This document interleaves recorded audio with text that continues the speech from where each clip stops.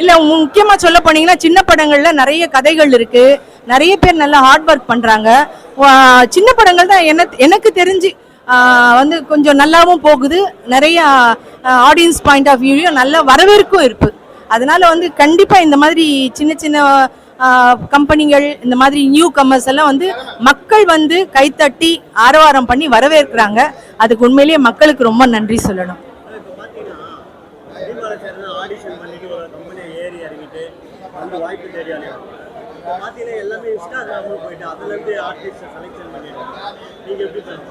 இல்ல அத எல்லா இடத்துலயுமே இருக்கு, யூடியூபர்ஸ், அதுக்கப்புறம் என்ன சொல்ற ரீல்ஸ் எடுக்கிறவங்க.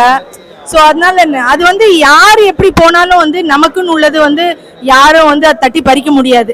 நமக்கு உண்டாது என்னமோ அது நிச்சயமா நம்மளை தேடி வரும். ஆனா இப்ப சொன்ன மாதிரி வந்து எங்க காலத்துல எல்லாம் அதெல்லாம் கிடையாது.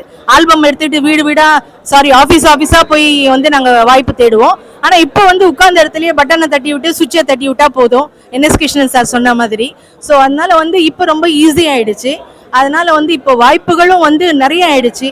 அதனால வந்து நிறைய நடிகர்கள், நிறைய டெக்னீஷியன்ஸ்கள் நிறைய பேர் வராங்க. அது நம்ம யாரையும் வந்து குத்தம் சொல்ல முடியாது, அவங்க வரக்கூடாது நம்ம ஒன்றும் சொல்லவும் முடியாது. யார் யாருக்கு எழுதப்பட்டிருக்கோ அது நிச்சயமா அவங்களுக்கு கிடைக்குங்கிற நம்பிக்கை இருக்கு.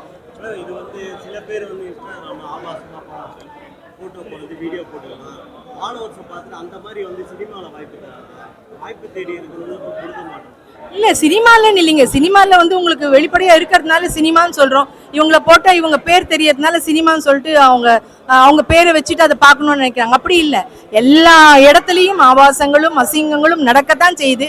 அது சினிமான்னும் போது பப்ளிசிட்டி அது பெருசா தெரியுது, அவ்வளவுதான். மற்றபடி எல்லா இடத்துலையும் இதெல்லாம் நடந்துகிட்டு தான் இருக்கு.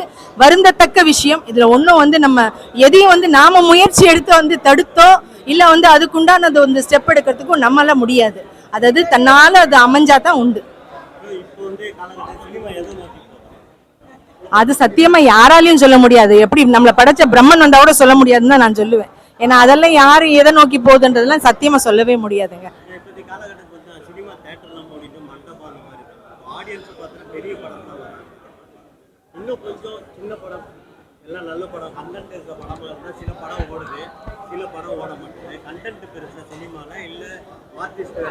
அப்படின்னு இல்லைங்க, எல்லாமே இங்க 50-50 தான்.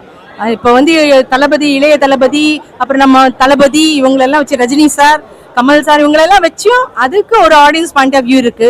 நியூ கமர்ஸை வரவேற்கிறதுக்கும் அதுக்கு ஒரு ஆடியன்ஸ் பாயிண்ட் ஆஃப் வியூ இருக்கு. அது நம்ம சொல்லவே முடியாது. அவங்களுக்கு எது பிடிக்குதோ அதுதான் வந்து பாக்குறாங்க, அவ்வளவுதான். இல்ல அது உண்மையிலேயே வரவேற்கத்தக்க ஒரு விஷயம் தான். ஏன்னா ஒரு மாற்றம் நிச்சயமா தேவை, வரவேற்கத்தக்க விஷயம் தான். தேங்க்யூ.